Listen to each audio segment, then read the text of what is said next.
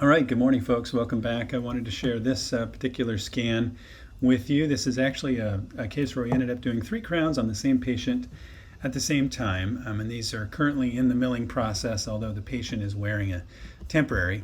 So this is her upper arch. So you can see she's had some crown work in the past.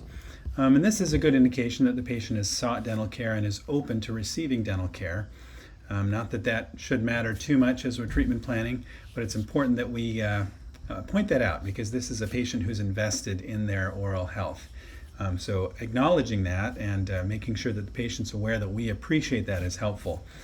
So 13 and 14, I treatment plan both of these for full coverage crowns, primarily because both teeth have failing silver fillings, an indication of some corrosion and recurrent tooth decay. And lots of fracturing with some separation on this lingual fracture there on 14. I'm looking at the lower arch. Let's see if I can turn that off. Off, on. Nope, other way around.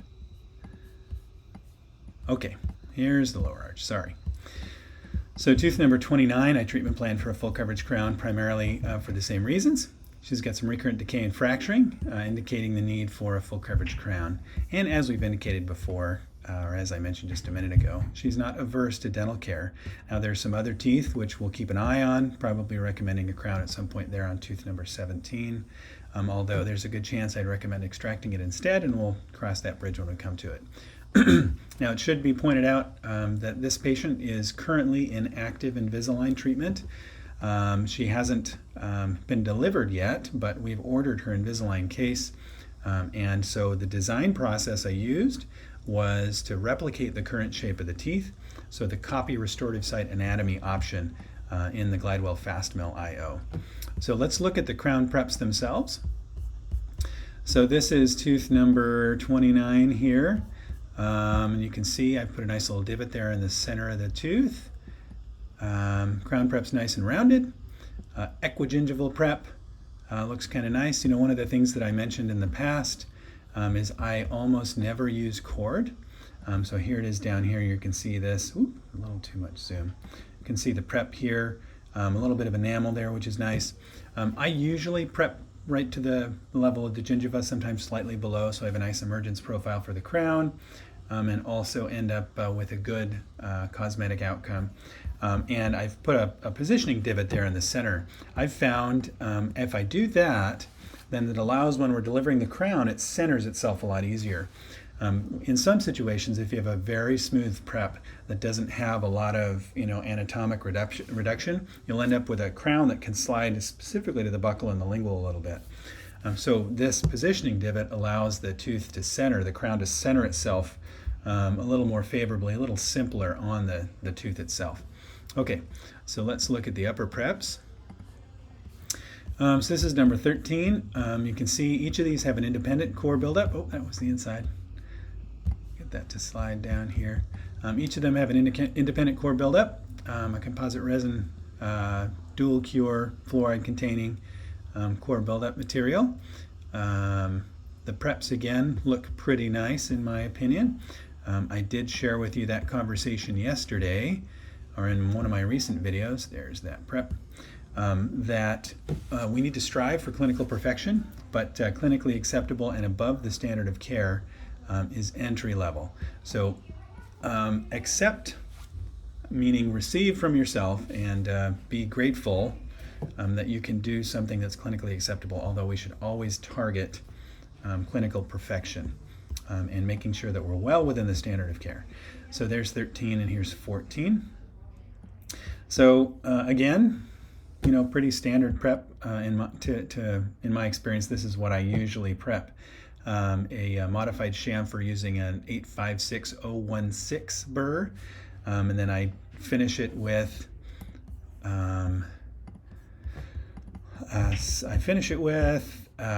number 6 round burr on low speed to confirm the decay's all out of there. At that point, we'll put in the core buildup, and then I use an 856025L to finish and round. It's not perfectly round. I've got some edges and ledges there, but I always endeavor to make it nice and round, and you can see the centering divot there.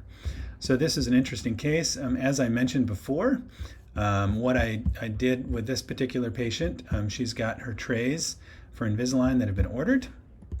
And so we use the copy restorative site anatomy function in the design process to design these crowns.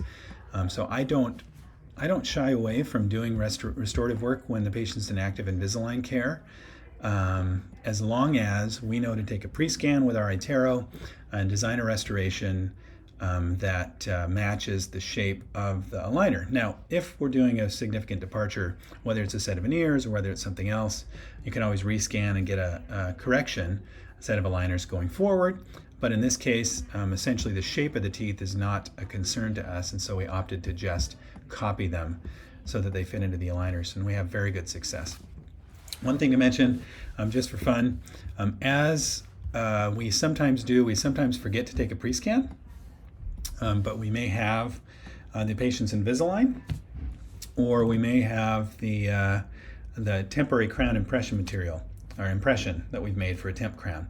We can always use that to make a biocopy scan or a restorative site anatomy scan. And the way that I like to do that, make sure you put some separator in the PVS, and then just inject light body PVS in there, let it set up, peel it out, and then scan it. And that's your pre-scan if you've forgotten to take a pre-scan. So it's not too difficult. One other thing that you can do is you can just do your best to design what you think the tooth looks like, but that allows a lot of room for error. So I would suggest getting a good pre-scan in a situation where you're doing something like this, and making sure that you have the restorative site anatomy that you need when you go in and copy. So interesting case, 3 crowns for a patient that's actively in Invisalign care. As I've said before, I wouldn't shy away from doing treatment. The anatomy generally on these two, 13, 14, was not anything that we needed to make a significant departure from an anatomic standpoint. So we just copied those, and also number 29. So thanks for watching. I'll try to upload some more videos along these lines, and let me know, give me some feedback what you'd like to see and hear. Appreciate you. Thanks. Bye.